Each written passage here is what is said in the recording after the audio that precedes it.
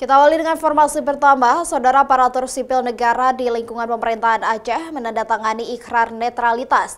Ikrar ini dilakukan guna menghindari politik praktis yang melibatkan aparatur sipil negara di Aceh pada pilkada mendatang.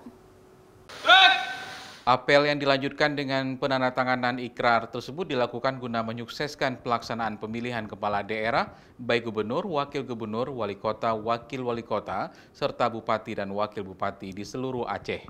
Selain tidak terlibat dalam politik praktis, para ASN dan keluarga juga diminta untuk bijak menggunakan media sosial serta tidak berpihak ke salah satu paslon. Pada pilkada ini, ASN diminta untuk memposisikan diri sebagai pelayan publik dan tidak memihak kepada salah satu paslon yang bertarung sejak tahapan dimulai hingga selesai.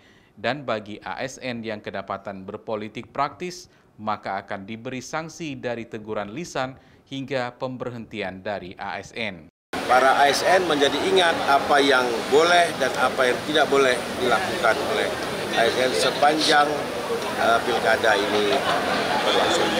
Kalau ada yang mengadukan ASN yang tidak netral, nanti diproses oleh Panwasli Aceh. Panwasli Aceh akan memberikan rekomendasi kepada pemerintah, kalau dia provinsi, dan kalau dia kabupaten kota.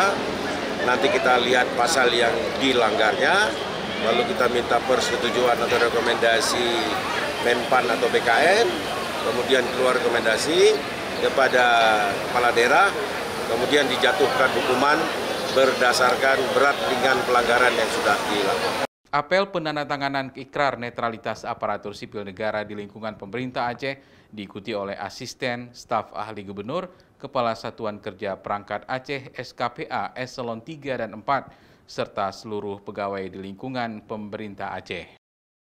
Syahril, Kompas TV, Banda Aceh.